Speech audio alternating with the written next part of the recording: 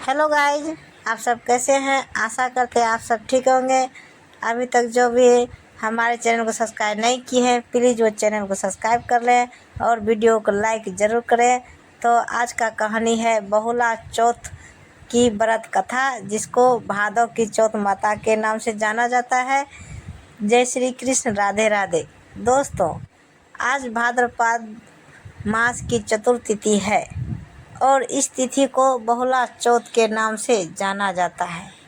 आज के दिन गायों का पूजा करने से और बहुला चौथ की कथा सुनने से धन और संतान के सुख की प्राप्ति होती है।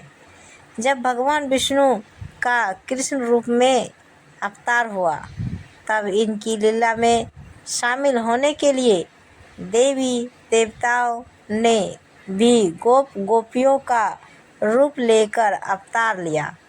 कामधेनु नाम की गाय के मन में भी कृष्ण की सेवा का विचार आया और अपने अंश से बहुला नाम की गाय बनकर नंद बाबा की गौशाला में आ गई। भगवान श्री कृष्ण का बहुला गाय से बड़ा स्नेह था। एक बार श्री कृष्ण के मन में बहुला की परीक्षा लेने का विचार आया। जब बहुला वन में चल रही थी, तब भगवान सिंह के रूप में प्रकट हो गए। मौत बनकर सामने खड़े सिंह को देखकर बहुला भयभीत हो गई, लेकिन हिम्मत करके सिंह से बोली, हे वनराज, मेरा बछड़ा भूखा है। बछड़े को दूध पिलाकर मैं आपका आहार बनने वापस आ जाऊंगी। सिंह ने कहा कि सामने आए आहार को कैसे जाने दूं? तुम वापस नहीं आई तो मैं भूखा ही रह जाऊंगा। बहुला ने सत्य और धर्म की शपथ लेकर कहा कि मैं अवश्य वापस आऊंगी। बहुला की शपथ से प्रभावित होकर सिंह बने श्री कृष्ण ने बहुला को जाने दिया।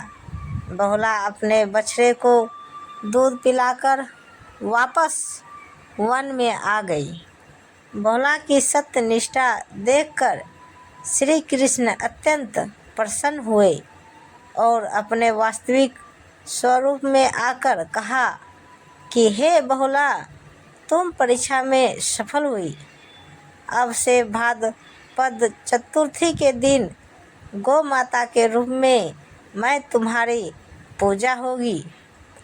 तुम्हारी पूजा करने वाले को धन और संतान का सुख मिलेगा।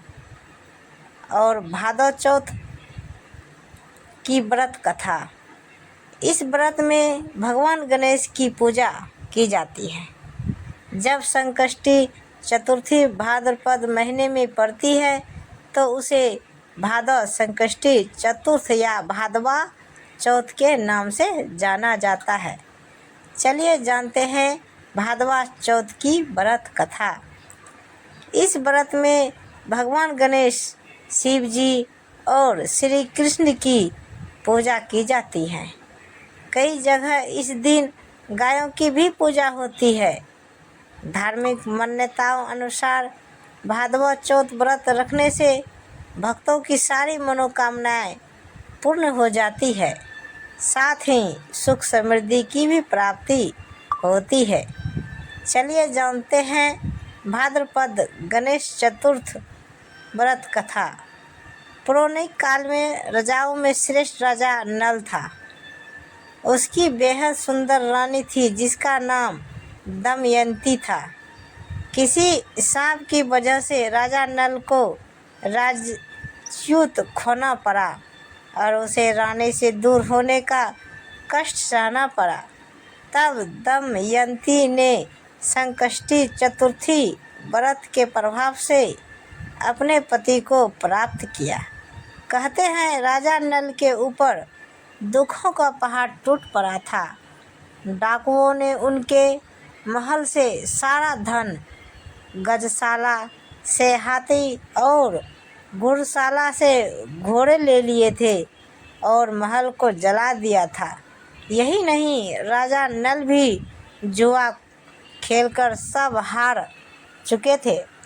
तब राजा नल असहाय होके अपनी रानी के साथ वन में चले गए। सांप के कारण उन्हें स्त्री वियोग का दुख भी सहना पड़ा। कहीं राजा और कहीं रानी दुखी होकर देशाटन करने लगे। एक समय राजा नल की पत्नी दमयंती को वन में महर्षि शरभंग के दर्शन हुए। दमयंती ने मुनि को नमस्कार किया और प्रार्थना की, हे प्रभु, मैं अपने पति से किस प्रकार मिलूंगी? तब मुनि बोले, दमयंती, तुम भादों की चौथ का व्रत रखो और उस दिन गजानन भगवान की विधि विधान पूजा करो। इस व्रत के प्रभाव से तुम्हारे पति तुम्हें मिल जाएंगे। शरभंग मुनि के कहने पर दमयंती ने पूरे विधि विधान से भादों की गणेश चौथ का व्रत किया, जिसके प्रभाव से उन्हें अपने पति और पुत्र की भी प्राप्ति हुई। इस व्रत के प्रभाव से दोनों राजा रानी के जीवन के सभी कष्ट दूर हो गए और दोनों सुख से रहने लगे।